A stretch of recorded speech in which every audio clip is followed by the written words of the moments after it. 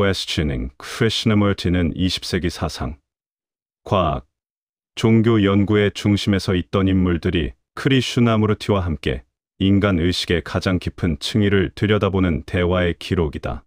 이 책에서 흥미로운 점은 상대가 누구인지를 떠나 모든 대화가 하나의 동일한 중심으로 수렴한다는 사실이다. 그 중심은 어떤 철학, 체계나 과학적 명제가 아니라 바로 질문하는 마음 그 자체이다. 크리슈나무르티는 질문의 답을 제시하는 사람이 아니라 질문이 생성되는 내부의 흠, 즉 기억, 두려움, 이미지, 시간의 축적이 어떻게 질문을 낳고 다시 우리를 속박하는지를 함께 들여다보는 안내자에 가깝다. 그래서 각 장은 특정 주제에 대한 해설처럼 읽히지 않고 오히려 살아있는 탐구 과정 속으로 독자를 끌어들이는 일종의 사유 현장처럼 느껴진다. 과학자들과의 대화에서는 이러한 성질이 특히 선명하게 드러난다.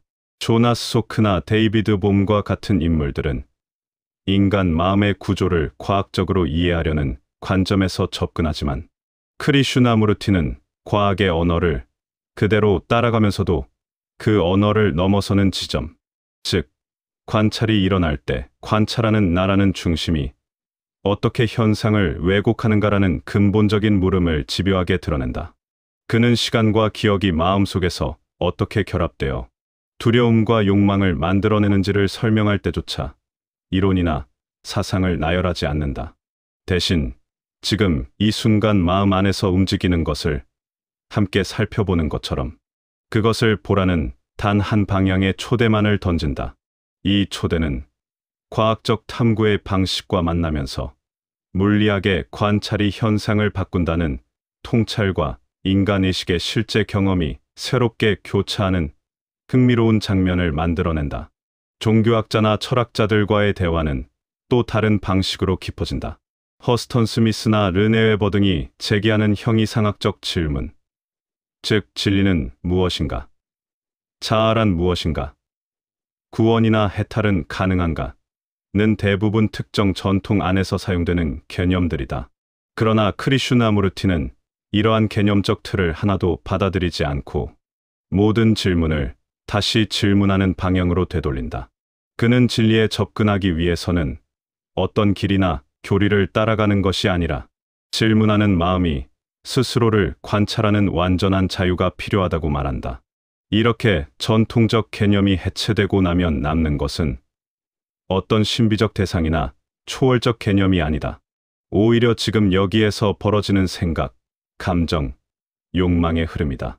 그는 이 흐름을 보지 못하는 한 어떤 수행도 인간을 변화시키지 못한다고 단언한다. 심리와 일상을 다루는 장면에서 이 책은 더욱 생생해진다. 두려움과 욕망, 관계 속에서 반복되는 갈등, 스스로 만든 이미지의 얽힘은 누구에게나 익숙한 경험이다.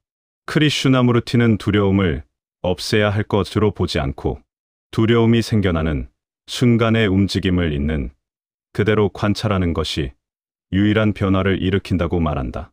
그는 관계에 대해서도 매우 급진적인 시각을 제시하는데 우리는 실제 사람과 관계를 맺는 것이 아니라 그 사람에 대해 내가 만들어낸 이미지와 관계를 맺고 있다는 점을 끊임없이 지적한다.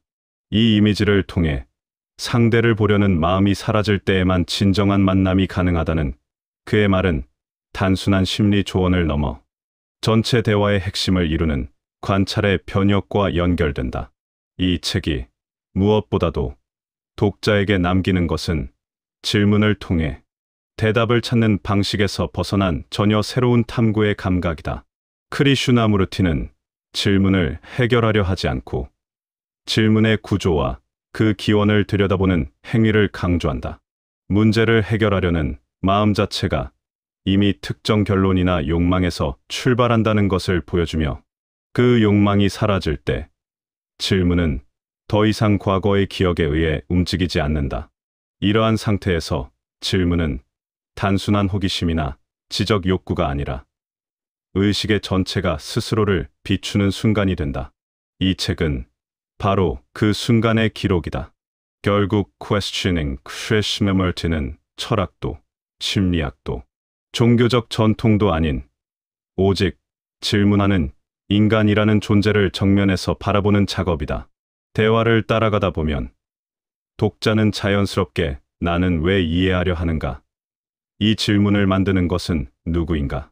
지금의 관찰은 얼마나 과거의 그림자에 의해 움직이는가? 와 같은 근원적인 물음과 마주하게 된다. 이 책은 독자가 사유의 장으로 들어가도록 설득하지 않는다. 그저 질문하는 마음이 스스로를 포착하려는 순간 이미 탐구가 시작되어 있다는 사실을 조용히 보여줄 뿐이다.